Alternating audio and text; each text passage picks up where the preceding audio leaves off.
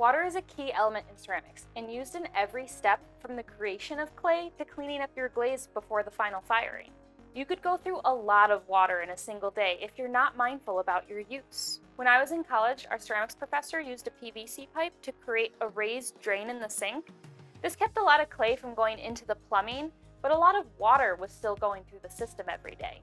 I had sinks in the studios that I rented in downtown Rochester, but when we moved to our log cabin home, plumbing my basement studio just wasn't a top priority. I had to adapt with working without a sink, and now I almost prefer not having running water in my studio because I get to see exactly how much water I use. So in honor of Earth Day this week, here's a breakdown of my system to save water in the studio. My system has been cycling for over 2 years, but if I was starting from scratch, I would fill a 5-gallon bucket with water. Divide that water into 2 smaller containers for throwing and cleaning, but leave some in the original bucket as well. I use the bucket water to rinse off my hands and arms before leaving the studio so that I don't wash any clay down my bathroom sink. After throwing pottery and wiping down your wheel and tools, your water is going to look dirty. But wait until the next day and see how the clay settles to the bottom. There is still clean water there, perfectly good for using. I typically throw with my water until leaving it overnight to settle only leaves about a quarter left of clean water.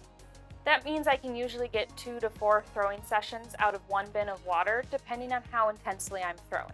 When the water becomes too saturated to use, you pour off the clean water to continue using and pour the clay-filled water into a new bucket, the slop bucket, so it can settle undisturbed for longer periods of time.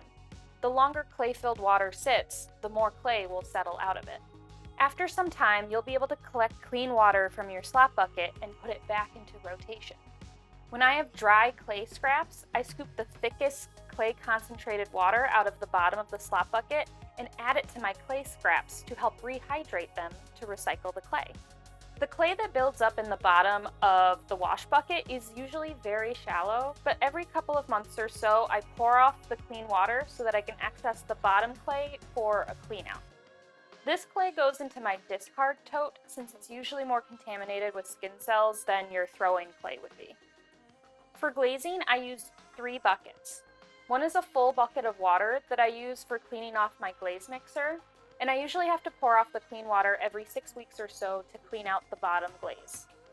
The discard tote is a large bin used to let glaze and dirt settle and dry out. It's kind of cool because the dried chunks look like sedimentary rocks when the glaze colors settle in layers.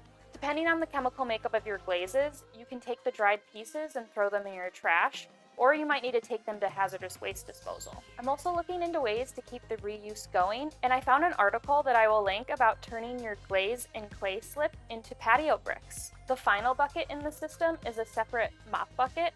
The water from this bucket never gets integrated into the clay or glaze water systems since there is dust, mud, and other contamination in it. In the summer, my studio actually exists in a closed water system because I need to run a dehumidifier to keep my basement studio from becoming too moist. I use the water from the dehumidifier to replenish my water system. I also keep my buckets lidded when they're not in use to help prevent evaporation and keep the humidity of my studio down. What do you think? Does this water system sound doable to you? I'd love to hear the ways that you integrate sustainable practices into your studio, business, or home. Comment below with your ideas, and don't forget to link and subscribe if you'd like more peeks into my home studio.